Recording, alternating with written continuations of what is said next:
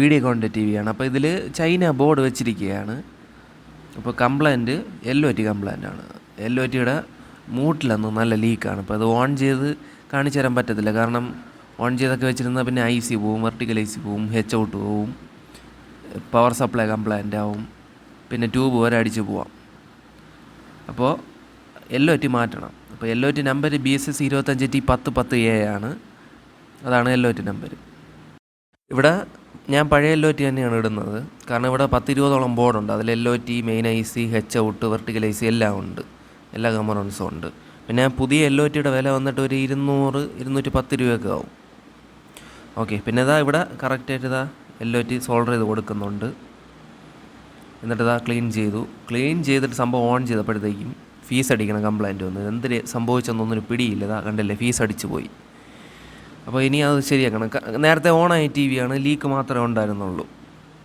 Okay, ഇപ്പോൾ വേറെ LOT ഇട്ട് ഓൺ ചെയ്തപ്പോഴാണ് ഫീസ് അടിക്കണ കംപ്ലൈൻറ്റ് തന്നെ വന്നത്. അപ്പോൾ ഇവിടെ ചെക്ക് ചെയ്തപ്പോൾ ഇവിടുത്തെ STR കംപ്ലൈൻ്റാണ്. പവർ സപ്ലൈ വേറെ ഡയോഡൊന്നും വേറെ ഒരു പ്രശ്നമില്ല. STR ഇതാ ഷോർട്ടാണ്. STR കംപ്ലൈൻ്റ് ആയിപ്പോയി. എന്തായാലും വേറെ ബോർഡുണ്ട്, പഴയത് തന്നെയാണ് STR ഇടുന്നത്. ഇപ്പോൾ ഇവിടെ വേറെ ഡയോഡൊക്കെ ചെക്ക് ചെയ്യുന്നുണ്ട്.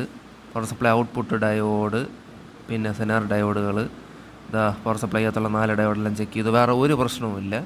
അതായത് നല്ല STR ആണ്. വേറൊരു STR എടുത്തിട്ടുണ്ട്.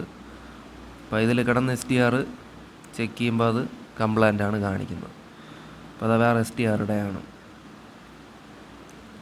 ഇട്ടുതാ സോൾഡർ ചെയ്ത് വെച്ചു. ഇനി TV ഓൺ ചെയ്ത് നോക്കാം. വേറെ ഫീസും ഇട്ടിട്ടുണ്ട്. അപ്പോൾ TV ഇതാ കണക്ഷനൊക്കെ കൊടുത്ത് എല്ലാം ഓൺ ചെയ്തപ്പോഴത്തേക്കും വീണ്ടും ഫീസ് അടിച്ചു.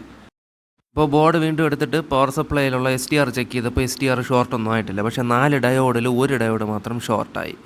അപ്പോൾ ആ പോയ ഒരു ഡയോഡും ഇതാ വേറെ ഇട്ടു. എന്നിട്ട് ഇതാ PTCയും കൂടെ ഒന്ന് വേറെ ഇടയാണ്. ഇവിടെ ഇപ്പോൾ PTC ഇതാ ഊരി മാറ്റിയിട്ട് വേറൊരു PTC ഇതായിട്ടു. PTC എല്ലാം സോൾഡർ ചെയ്ത് വെച്ചു. എന്നിട്ട് പഴയതുപോലെ കണക്ഷനൊക്കെ കൊടുത്ത് TV ഓൺ ചെയ്തപ്പോഴത്തേക്കും കറക്റ്റായിട്ട് ഓണായി വന്നിട്ടുണ്ട്. അപ്പോൾ വീഡിയോ ഇഷ്ടപ്പെട്ട ലൈക്ക് അടിക്കുക, ചാനൽ സബ്സ്ക്രൈബ് ചെയ്യുക. Thank you for watching.